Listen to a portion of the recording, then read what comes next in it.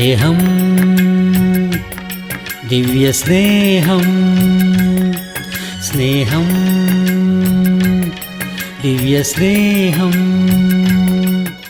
ന്യായാധിപന്മാർ 6:11-12 വായിക്കാം. അനന്തരം യഹോവയുടെ ഒരു ദൂതൻ വന്ന് ഒഫ്രയിൽ അബിയേസ്രിയനായ യോവാശിന്റെ കരുവേലകത്തിൻ കീഴെ ഇരുന്നു. അവന്റെ മകനായ ഗിദെയോൻ കോതമ്പ് മിദ്യാന്യരുടെ കയ്യിൽ പെടാതിരിക്കേണ്ടതിന് മുന്തിരിച്ചക്കിനരികെ വെച്ച് മെതിക്കയായിരുന്നു. യഹോവയുടെ ദൂതൻ അവന് പ്രത്യക്ഷനായി. അല്ലയോ പരാക്രമശാലിയേ, യഹോവ നിന്നോട് കൂടെ ഉണ്ട് എന്ന് അവനോട് പറഞ്ഞു. അല്ലയോ പരാക്രമശാലിയേ, യഹോവ നിന്നോട് കൂടെയുണ്ട്. ശത്രുവിനെ ഭയപ്പെട്ടിട്ട്, മിദ്യാന്യരെ ഭയപ്പെട്ടിട്ട് ഇരിക്കുന്നതായ സമയത്ത് ദൈവത്തിന്റെ ദൂതൻ വന്ന് എന്താണ് പറയുന്നത്? എടാ ഭീരുവേ എന്നാണോ? ദൈവത്തെ വിട്ടുമാറിയവനെ എന്നാണോ വിളിച്ചത്? എന്താണ് പറഞ്ഞത്? അല്ലയോ പരാക്രമശാലിയേ, പരാക്രമശാലിയേ. ലോകക്കാരുടെ മുൻപിൽ അവൻ ഒരുപക്ഷെ ഭീരുവായിരിക്കാം. ചുറ്റുപാടുകൾ അല്ലെങ്കിൽ സാഹചര്യങ്ങൾ അവന്റെ ജീവിതത്തിൽ ഭയവും ഭീതിയും കൊണ്ടുവരുന്നു. കാരണം അക്കാലത്ത് മിദ്യാന്യരുടെ കയ്യിൽ അകപ്പെട്ട ഇസ്രായേൽ മക്കൾ ഒരുപാട് കഷ്ടത അനുഭവിച്ചു. ഒരു സ്വാതന്ത്ര്യവുമില്ല. അവരുടെ വയലിലെ വിളവ് വീട്ടിൽ കൊണ്ടുവരുവാൻ കഴിയുകയില്ല. അവർ മിദ്യാന്യരുടെ കയ്യിൽ അകപ്പെട്ട് ഒരുപാട് കഷ്ടത അനുഭവിക്കുന്ന സമയത്ത് ദൈവത്തിന്റെ ദൂതൻ ഗിദെയോന് പ്രത്യക്ഷനായി അരുളി ചെയ്തു, പരാക്രമശാലിയായ ഗിദെയോനേ, യഹോവയായ ദൈവം നിന്നോട് കൂടെ ഉണ്ട്. ഗിദെയോൻ ഉടനെ ചോദിക്കുകയാണ്, അയ്യോ, എന്താണ് നിങ്ങൾ പറയുന്നത്? ദൈവം ഞങ്ങളോട് കൂടെയുണ്ടെങ്കിൽ പിന്നെ എന്തുകൊണ്ടാണ് ഞങ്ങൾക്ക് ഈ കഷ്ടത? അടുത്ത വാക്യം നമുക്കൊന്ന് വായിക്കാം. ഗിദെയോൻ അവനോട്, അയ്യോ യജമാനനെ, യഹോവ നമ്മോട് കൂടെയുണ്ടെങ്കിൽ നമുക്ക് ഇതൊക്കെ ഭവിക്കുന്നത് എന്ത്? യഹോവ നമ്മെ മിസ്രയീമിൽ നിന്ന് കൊണ്ടുവന്നു എന്ന് നമ്മുടെ പിതാക്കന്മാർ നമ്മോട് അറിയിച്ചിട്ടുള്ള അവന്റെ അത്ഭുതങ്ങളൊക്കെയും എവിടെ? ദൈവം നമ്മോട് കൂടെയുണ്ടെങ്കിൽ പിന്നെ എന്തുകൊണ്ടാണ് ഈ കഷ്ടത? ദൈവം ഞങ്ങളോട് കൂടെയുണ്ടെങ്കിൽ എന്തുകൊണ്ട് ഈ ബുദ്ധിമുട്ടുകൾ? ഞങ്ങളുടെ കൂടെ ദൈവമുണ്ടെങ്കിൽ പിന്നെ എന്തുകൊണ്ട് ഈ ക്ഷാമമുണ്ടാകുന്നു? ദൈവം ഞങ്ങളോട് കൂടെയുണ്ടെങ്കിൽ പിന്നെ എന്തുകൊണ്ട് ഈ രോഗമുണ്ടായി എന്നുള്ള സംശയങ്ങൾ നിങ്ങൾക്ക് എപ്പോഴെങ്കിലും ഉണ്ടായിട്ടുണ്ടോ? വന്നിട്ടില്ലേ? അതാണോ തലകുലുക്കുന്നത്? വന്നിട്ടുണ്ടോ? ദൈവത്തിൽ വിശ്വസിച്ചിരിക്കുമ്പോൾ, ദൈവം എന്നോട് കൂടെയുണ്ടായിരിക്കുമ്പോൾ എന്തുകൊണ്ട് ഈ കഷ്ടത എനിക്കുണ്ടായി? കർത്താവിൽ വിശ്വസിച്ചത് കഷ്ടതകൾ മാറാനല്ലേ? കർത്താവിൽ ഞാൻ ആശ്രയിച്ചത് ബുദ്ധിമുട്ടുകളെല്ലാം നീങ്ങിപ്പോകാനല്ലേ?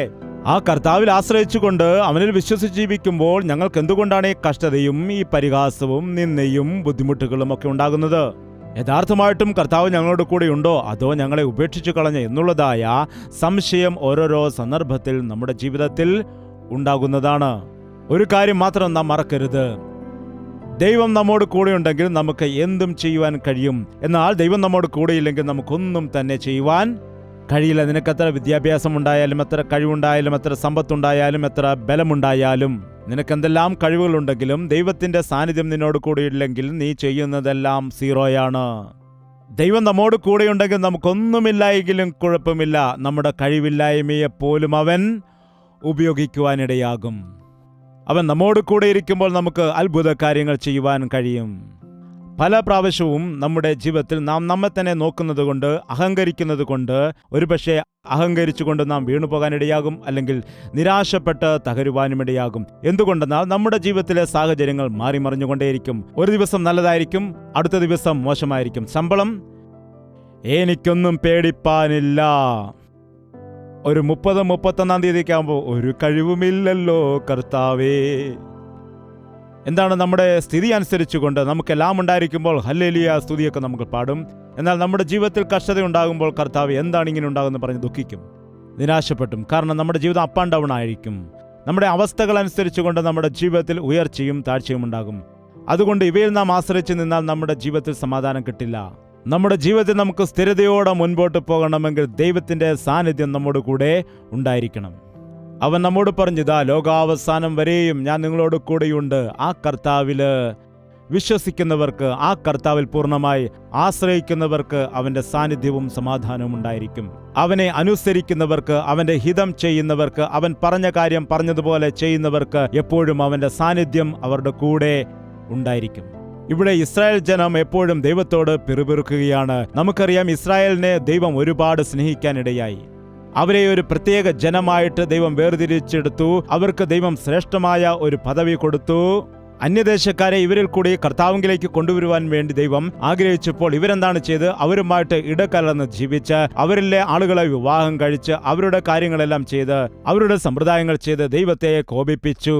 അങ്ങനെയുള്ള സമയത്ത് ദൈവം അവരെ ഉപേക്ഷിച്ചപ്പോൾ മിസ്രൈമിൽ അവർ കടന്നു പോവുകയും അവിടെ ആ ദേശക്കാർക്ക് അടിമകളായി മാറുകയും ചെയ്തു.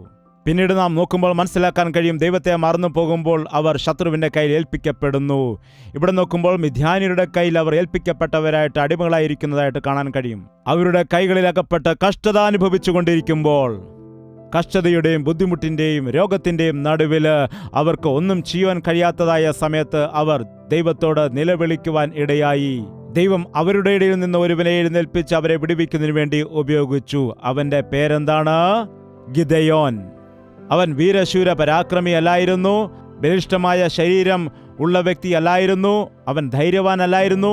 അവൻ ഭയത്തോടുകൂടി തന്റെ ജോലി ചെയ്തുകൊണ്ടിരിക്കുന്ന സമയത്ത് ദൈവദൂതൻ അവന്റെ അരികിൽ വന്നിട്ട് പറയുകയാണ്, അല്ലയോ പരാക്രമശാലിയെ, യഹോവയായ ദൈവം നിന്നോട് കൂടെയുണ്ട്, നീ മുൻപോട്ട് പോകുക, നിന്നിൽ കൂടി ഈ മിദ്യാന്യരുടെ കയ്യിൽ നിന്ന് യഹോവ ഈ ജനത്തെ വിടുവിക്കും. അപ്പോൾ ഇവനെന്താണ് മറുപടി പറയുന്നത്? ഞാൻ എന്ത് യോഗ്യതയുണ്ട്? എനിക്കെന്തെങ്കിലും യോഗ്യതയുണ്ടോ? ഞാൻ വളരെ അല്പനായ ഒരു വ്യക്തിയല്ലേ, എനിക്കൊരു കഴിവുമില്ല, എനിക്ക് കഴിയുകയില്ല എന്ന് പറയുന്നവരോട് ദൈവം എന്താണ്? കസേരയിട്ട് മാറിയിരിക്കാനാണോ പറയുന്നത്? അയ്യോ എനിക്ക് കഴിവില്ല, ഞാൻ നിന്റെ കൂടെ ഉണ്ടെന്നാണ് പറയുന്നത്. എന്താണ്? ദൈവത്തിന്റെ വിചാരങ്ങൾ വളരെ വ്യത്യസ്തമാണ്. കത്തിയ മുൾപ്പടർപ്പിലേക്ക് മോശ വന്നപ്പോൾ ദൈവം പറഞ്ഞു, നിൽക്കുക. അതിനുശേഷം എനിക്ക് പോകാൻ കഴിയില്ല എന്ന് മോശ പറഞ്ഞപ്പോൾ മോശയോട് പറഞ്ഞു, നീ പോകാൻ, ഞാൻ നിന്നോട് കൂടെയുണ്ടെന്ന്. എനിക്ക് കഴിയുകയില്ല എന്ന് പറയുമ്പോൾ കർത്താവ് പറയും, ഞാൻ നിന്നെ സഹായിക്കാം, കൂടെ വരാമെന്ന്. കാരണം അവനറിയാം നമുക്ക് കഴിയില്ലെന്ന്. അവന്റെ ബലം നമുക്ക് ലഭിക്കണമെങ്കിൽ, ഒരു ഗ്ലാസിനെ നിറയ്ക്കണമെന്നുണ്ടെങ്കിൽ എന്താണ് ചെയ്യേണ്ടത്? ആദ്യം അത് കാലിയാക്കണം. ഒരു ഗ്ലാസ് നിറയ്ക്കണമെങ്കിൽ ആദ്യം ആ ഗ്ലാസ് നാം എന്ത് ചെയ്യണം? ശൂന്യമാക്കണം. നമ്മുടെ ശക്തി നമ്മിൽ നിന്ന് ശൂന്യമാക്കുമ്പോൾ ദൈവത്തിന്റെ ശക്തി നമ്മിൽ വന്ന് നിറയും. അതുകൊണ്ട് എപ്പോഴാണോ നീ നിന്നെക്കൊണ്ട് കഴിയുകയില്ല എന്ന് പറയുന്നത്, ദൈവസന്നിധിയിൽ ഏൽപ്പിച്ചു കൊടുക്കുന്നത്, അപ്പോൾ നീ അവന്റെ പണിക്ക് യോഗ്യനാണ്. കഴിഞ്ഞ ദിവസം ഒരു സഹോദരി ഫോൺ ചെയ്തിട്ട് പറയുകയാണ്, ആ സഹോദരിക്ക് ഏതെങ്കിലും ഒരു ശബ്ദം കേട്ടാലേ ഭയമാണ്, ആരെങ്കിലും വാതിലിൽ മുട്ടിയാൽ ഭയമാണ്, രാത്രിയായാൽ ഭയമാണ്. എന്തുകൊണ്ടാണ് ഇങ്ങനെ ഭയം ഉണ്ടാകുന്നത് എന്ന് അവർക്ക് തന്നെ മനസ്സിലാകുന്നില്ല. ആരെങ്കിലും ഉറച്ച് സംസാരിച്ചാൽ പോലും ഹൃദയം പടപടാന്നിടിക്കും. ഏതോ ഒരു ഭീരുത്വത്തിന്റെ ആത്മാവ് അവളെ പിന്തുടരുന്നുണ്ട് എന്ന് പറഞ്ഞു. കിടന്ന് ഉറങ്ങുവാൻ കഴിയുന്നില്ല, സമാധാനത്തോടെ ആയിരിക്കാൻ കഴിയില്ല. നോക്കുക, ഡിപ്രഷനിലേക്ക് അനേകം ആളുകൾ ഡിപ്രഷനിലേക്ക് ഇറങ്ങിപ്പോകുന്നത് കണ്ടിട്ടുണ്ട്. നിന്റെ ജീവിതത്തിൽ ഉണ്ടായതായ നിരാശയെക്കുറിച്ച് നീ ആലോചിച്ചു കൊണ്ടേയിരിക്കുകയാണെങ്കിൽ എന്താണ് സംഭവിക്കുന്നത്? എന്തുപറ്റും? നീ തളർന്നു പോകും. നിനക്ക് ദൈവം നൽകിയ അനുഗ്രഹങ്ങളെ ഓർക്കുക, നിന്റെ ബലഹീനതകളെ നീ ഓർക്കരുത്. യേശുക്രിസ്തു നിന്റെ ബലഹീനതയെല്ലാം നിന്റെ ബലമായിട്ട് മാറ്റുന്നവനാണ്. അതുകൊണ്ടാണ് പറഞ്ഞത്, പരാക്രമശാലിയായ ഗിദെയോനെ, ഞാൻ നിന്നെ അയക്കാമെന്ന് പറയുമ്പോൾ എനിക്ക് കഴിയുകയില്ല, എനിക്ക് ശക്തിയില്ല, എനിക്ക് ബലമില്ല, എനിക്ക് ഭയമാണ്, എനിക്ക് സംസാരിക്കാൻ കഴിവില്ല. കഴിഞ്ഞ ദിവസം ആരോ എന്നോട് ചോദിക്കുവാനിടയായി, അങ്ങ് തെലുഗിൽ നല്ല ഭാഷാ പാണ്ഡിത്യം നേടി നല്ല ഡിഗ്രിയൊക്കെ എടുത്തു എന്ന് കേൾക്കുന്നു, അങ്ങ് ഏത് ഡിഗ്രിയാണ് എടുത്തതെന്ന് ചോദിച്ചു. ഞാൻ 10ാം ക്ലാസ് വരെ മാത്രമാണ് തെലുഗു സബ്ജക്റ്റ് പഠിച്ചത്. പിന്നീട് ഞാൻ നിന്നതൊക്കെ ചെന്നൈയിലാണ്. ചെന്നൈയിൽ വന്നിട്ട് തെലുഗു ഞാൻ വളരെ യൂസ് ചെയ്യാനുള്ള സാഹചര്യം ഇല്ലായിരുന്നു. പിന്നെ എന്തുകൊണ്ടിങ്ങനെ വ്യക്തമായിട്ട് തെലുഗു സംസാരിക്കുന്നു എന്ന് ചോദിക്കുകയാണെങ്കിൽ എനിക്ക് ഒരേ ഒരു മറുപടി മാത്രമേ ഉള്ളൂ. ആ ദൈവം എന്നെ തൊടുവാനിടയായി, അവൻ്റെ ജ്ഞാനം എനിക്ക് നൽകാനിടയായി, അപ്പോൾ ഞാൻ സംസാരിക്കുന്നു. അവന്റെ വചനം ഞാൻ വായിക്കുന്നു, ശുദ്ധമായ തെലുഗു ഭാഷയിൽ തന്നെ വായിക്കുന്നു. അങ്ങനെ എനിക്ക് ആവശ്യമായ ഭാഷാജ്ഞാനം ബൈബിളിൽ കൂടി തന്നെ ലഭിക്കുന്നു. ഈ ലോകത്തിൽ ഏറ്റവും നല്ല ബുക്ക് ഏതാണെന്ന് ചോദിച്ചാൽ അത് വേദപുസ്തകമാണെന്ന് പറയാം. ബൈബിൾ വായിക്കുക. ഈ ലോകത്തുള്ള ക്രിസ്ത്യാനികൾ ബൈബിൾ വായിക്കുന്നത് ഇന്ന് കുറവാണ്. അതുകൊണ്ടാണ് ഭാഷാ പാണ്ഡിത്യമില്ലാത്തത്, ജ്ഞാനം നിങ്ങൾക്ക് ലഭിക്കാതിരിക്കുന്നത്. നിങ്ങളുടെ വിശ്വാസം വളരുന്നില്ല. എന്തുകൊണ്ടാണ്? വചനം വായിക്കുന്നതിൽ കൂടിയാണ് നമ്മുടെ വിശ്വാസം വളരുന്നത്. കഴിവില്ലാതിരിക്കുന്ന ഒരു വ്യക്തി ദൈവത്തിൻ്റെ ആത്മാവിനാൽ നിറയുമ്പോൾ, ദൈവത്തിൻ്റെ വചനത്താൽ നിറയുമ്പോൾ, ദൈവത്തിൻ്റെ ശക്തിയിൽ കൂടി അവനിൽ അത്ഭുതകരമായ കാര്യങ്ങൾ നടക്കാനിടയാകും. നീ പുറപ്പെടുക, ഞാൻ നിന്റെ കൂടെയുണ്ട് എന്ന് ദൈവം പറഞ്ഞപ്പോൾ, അപ്പോൾ യഹോവ അവനെ നോക്കി, നിന്റെ ഈ ബലത്തോടെ പോക, നീ ഇസ്രായേല്യരെ മിദ്യാന്യരുടെ കയ്യിൽ നിന്ന് രക്ഷിക്കും, ഞാനല്ലോ നിന്നെ അയക്കുന്നത് എന്ന് പറഞ്ഞു. നീ പോക, ഈ ബലത്തോടെ പോക. നിങ്ങളിൽ ആർക്കും ബലമില്ലെന്നാണോ? നിങ്ങൾക്ക് ബലമില്ലെങ്കിൽ ബലം പ്രാപിക്കാന്ന് പറയില്ലേ? ബലം പ്രാപിക്കുക. അടുത്തിരിക്കുന്നവരോട് ഈ കാര്യം പറയുക. ഈ ബലത്തോടെ പോക. ഏത് ബലമാണിത്? സ്പിരിച്വൽ ബലം. ദൈവത്തിന്റെ നാമത്തിൽ, ദൈവത്തിന്റെ സന്നിധിയിൽ നമുക്ക് ബലമുണ്ട്. എന്നെ ശക്തനാക്കുന്നവൻ മുഖാന്തരം ഞാൻ സകലത്തിലും മതിയായവനെന്ന് പൗലോസിന്റെ ജീവിതത്തിൽ മാത്രമല്ല, നിന്റെയും എന്റെയും ജീവിതത്തിൽ അത് നടക്കണമെന്ന് കർത്താവ് ആഗ്രഹിക്കുന്നു. ഈ ബലത്തോടെ പോക. ഒരു മനുഷ്യനെ പരാജയപ്പെടുത്തുന്നത് പോലെ ആ മിദ്യാന്യരെ സകലരെയും തോൽപ്പിക്കാൻ ആവശ്യമായ ശക്തി ഞാൻ നിനക്ക് നൽകാമെന്ന് പറഞ്ഞു. ദൈവത്തിന്റെ ശക്തി എങ്ങനെയുള്ളതാണ്? സൂപ്പർ നാച്ചുറൽ പവർ എന്ന് കേട്ടിട്ടില്ലേ? അസാധ്യങ്ങളെ സാധ്യമാക്കുന്ന ബലം, ശക്തി തന്നിൽ വിശ്വസിക്കുന്നവർക്ക് ദൈവം നൽകാനിടയാകും. ഒരുപക്ഷെ നിന്റെ ജീവിതത്തിലും അങ്ങനെയുള്ള ശക്തി നൽകുവാൻ ദൈവം ആഗ്രഹിക്കുന്നുണ്ടാവാം. ബലഹീനരെ, തകർന്നവരെ, നിരാശപ്പെട്ടവരെ, തകർന്നു കിടക്കുന്നവരെയാണ് യേശു ഉപയോഗിക്കാനിടയായത്. അവന് ശിഷ്യന്മാരെ ആവശ്യമായിട്ട് വന്ന സമയത്ത് ശാസ്ത്രിമാരെയും പരീശന്മാരെയും ജ്ഞാനികളെയും ഒന്നുമല്ല അവൻ തിരഞ്ഞെടുക്കുവാനിടയായത്. മത്സ്യം പിടിക്കുന്ന സാധാരണക്കാരെയാണ് തിരഞ്ഞെടുത്തത്. വിദ്യാഭ്യാസമില്ലാത്ത പാവപ്പെട്ട ആളുകളെ. അവരുടെ പ്രസംഗങ്ങൾ കേട്ടപ്പോൾ കേൾക്കുന്നവർ അതിശയിച്ചു. അയ്യോ, ഇവർ പാവപ്പെട്ട മത്സ്യത്തൊഴിലാളികളാണല്ലോ, ഇവർക്ക് എങ്ങനെയാണ് ഇങ്ങനെ സംസാരിക്കാൻ കഴിയുന്നത്? വിദ്യാഭ്യാസമില്ലാത്തവർക്ക് പാണ്ഡിത്യം എങ്ങനെ കിട്ടി? എങ്ങനെയാണ് പാണ്ഡിത്യം കിട്ടിയത്? ഏത് ബൈബിൾ കോളേജിലാണ് അവർ പോയി പഠിച്ചത്? എങ്ങനെയാണ് ഇവർക്ക് ഈ ജ്ഞാനം ലഭിക്കാനിടയായത്? എങ്ങനെ ഇവർക്ക് ഇത്രമാത്രം ആഴമായ അറിവുകൾ ലഭിച്ചു? പിന്നീട് അവർ തന്നെ സ്വയം പറഞ്ഞു, ഓഹോ, നിങ്ങൾ യേശുവിനോടൊപ്പം ഉള്ളതുകൊണ്ട് കിട്ടിയെന്ന്. നമ്മൾ യേശുവിനോടൊപ്പമാണെങ്കിൽ അവന്റെ ജ്ഞാനം നമുക്ക് ലഭിക്കും.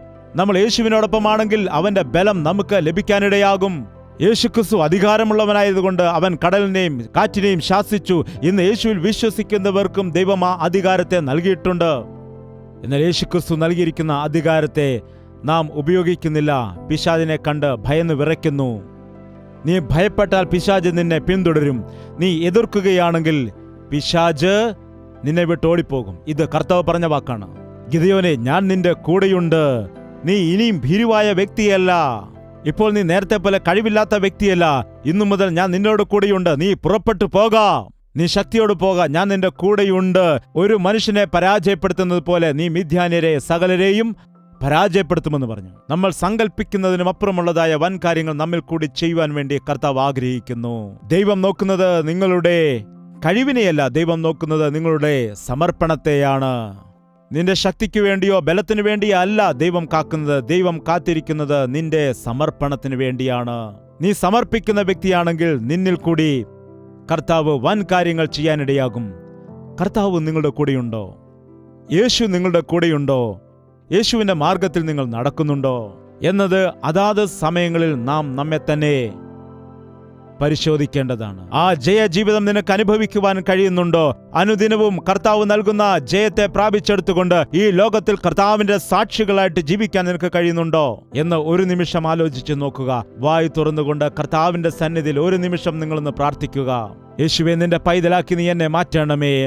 എനിക്ക് കഴിവില്ല എന്ന് ഞാൻ പറയുന്നുവെന്നാൽ നിന്റെ കയ്യാൽ എന്നെ ബലപ്പെടുത്തണമേ. നീ എന്റെ കൂടെ ഇരുന്നാൽ മാത്രം മതി കർത്താവേ. നിന്റെ സാന്നിധ്യം എന്റെ കൂടെ ഉണ്ടായാൽ മതി. നിന്നെ ദുഃഖിപ്പിക്കുന്ന വിഷയങ്ങളെ ഞാൻ ഉപേക്ഷിക്കാൻ തയ്യാറാണ്. നിന്റെ ഹിതം പോലെ ജീവിക്കുവാൻ ഞാൻ തയ്യാറാണ്. ഈ സമയം നിന്റെ രക്തത്താൽ എന്നെ കഴുകുമാറാകണമേ. ഞങ്ങളുടെ കുടുംബത്തിൽ സമാധാനം വേണം കർത്താവേ. ഞങ്ങളുടെ കുടുംബങ്ങളിൽ വലിയ വിടുതൽ ആവശ്യമാണ് കർത്താവേ. ഞങ്ങളുടെ കുടുംബങ്ങളിൽ ഉള്ളതായ മരണത്തെ മാറ്റണമേ. ഞങ്ങളുടെ കുടുംബങ്ങളിലേക്ക് ജീവൻ വരണമേ. വീണുകിടക്കുകയാണ് കർത്താവേ. നാശത്തിലും പരാജയത്തിലും ആയിരിക്കുന്നതായ ഞങ്ങളെ എഴുന്നേൽപ്പിക്കണമേ.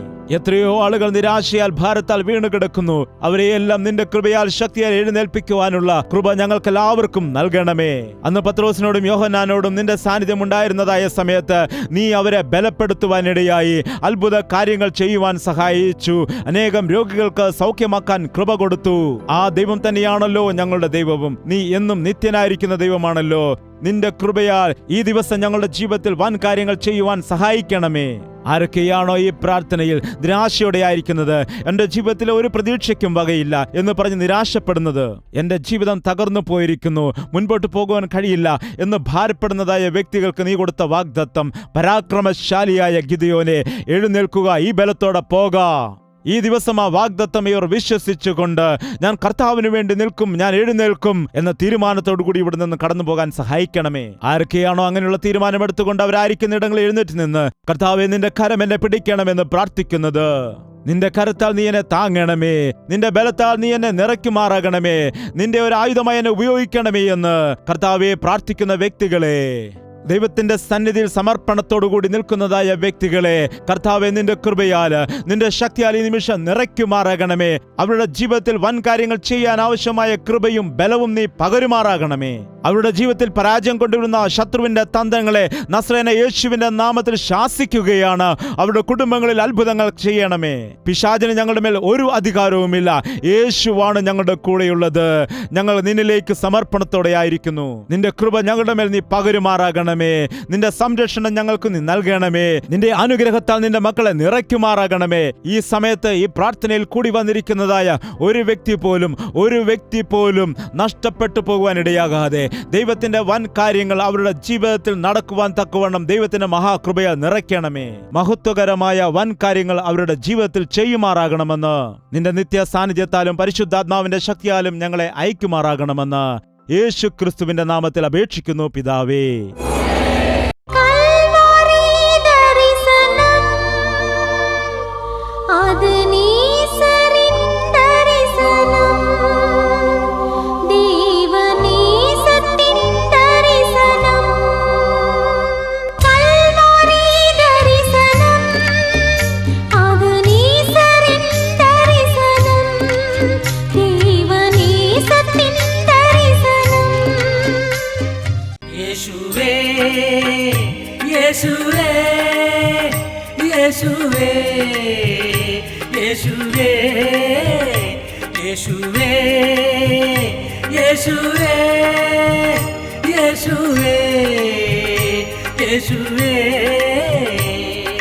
നിന്നെ എന്നും ഞാൻ സേവിക്കും, നീ മാത്രം രാജാവെന്നും. നിന്നെ എന്നും ഞാൻ സേവിക്കും, നീ മാത്രം രാജാവെന്നും. യേശുവേ യേശുവേ യേശുവേ യേശുവേ യേശുവേ യേശുവേ യേശുവേ യേശുവേ യേശുവേ യേശുവേ യേശുവേ യേശുവേ യേശുവേ യേശുവേ